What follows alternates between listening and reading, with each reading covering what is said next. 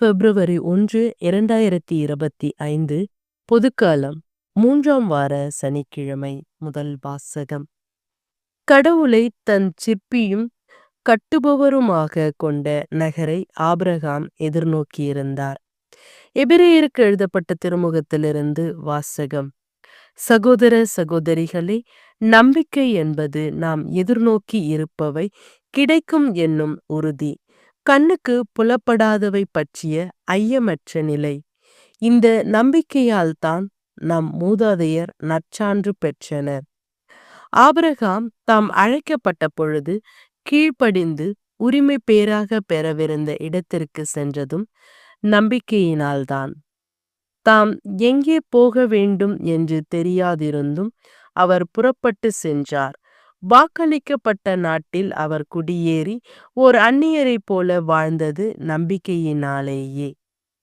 அதே வாக்குறுதி உடன் உரிமையாளர்களான ஈசாக்குடனும் யாக்கோப்புடனும் அவர் கூடாரங்களில் குடியிருந்தார். ஏனெனில் அவர் அசையாத அடித்தளமுள்ள ஒரு நகரை எதிர்நோக்கியிருந்தார்.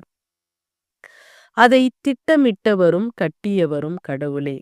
ஆபிரகாம் வயது முதியவராயும் சாரா கருவுற இயலாதவராயும் இருந்த போதிலும் அவர் ஒரு தந்தையாவதற்கான ஆற்றல் பெற்றதும் நம்பிக்கையினால்தான். ஏனெனில் வாக்கு அளித்தவர் நம்பிக்கைக்குரியவர் என அவர் கருதினார். இவ்வாறு உயிரற்றவர் போலிருந்த இந்த ஒருவரிடமிருந்து வானத்தில் உள்ள திரளான விண்மீன்களைப் போலவும் கடற்கரையில் உள்ள எண்ணிறந்த மணலைப் போலவும் கணக்கற்ற மக்கள் பிறந்தனர். இவர்கள் எல்லாம் நம்பிக்கை கொண்டவர்களாய் இருந்தார்கள். வாக்களிக்கப்பட்டவற்றை அவர்கள் பெறவில்லை எனினும் தொலையில் அவற்றை கண்டு மகிழ்ந்தார்கள்.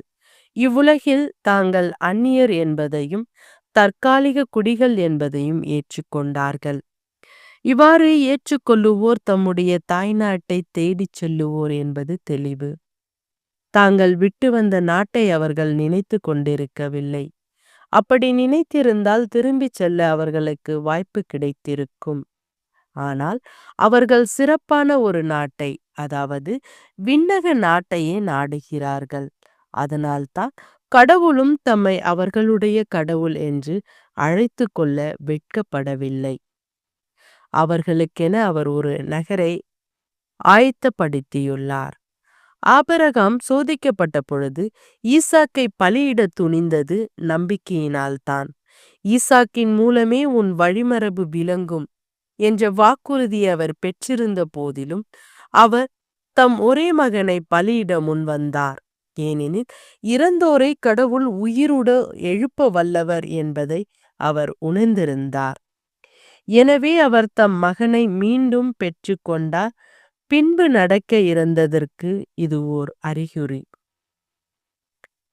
ஆண்டவரின் அருள்வாக்கு. இறைவா உமக்கு நன்றி. நற்செய்தி வாசகம்.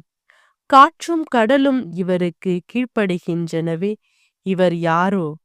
மார்க் எழுதிய தூய நற்செய்தியிலிருந்து வாசகம். அன்றொரு நாள் மாலை நேரம் இயேசு சீடர்களை நோக்கி, அக்கரைக்கு செல்லுவோம் வாருங்கள் என்றார். அவர்கள் மக்கள் கூட்டத்தை அனுப்பிவிட்டு படகில் இருந்தவாறே அவரை கூட்டி சென்றார்கள். வேறு படகுகளும் அவருடன் சென்றன. அப்பொழுது ஒரு பெரும் புயல் அடித்தது. அலைகள் படகின் மேல் தொடர்ந்து மோத அது தண்ணீரால் நிரம்பிக் கொண்டிருந்தது.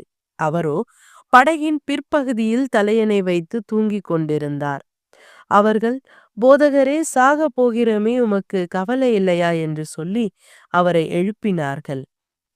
அவர் விழித்தெழுந்து காற்றை கடிந்து கொண்டார்.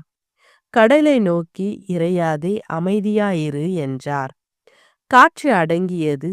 மிகுந்த அமைதி உண்டாயிற்று. பின் அவர் அவர்களை நோக்கி, ஏன் அஞ்சுகின்றீர்கள்?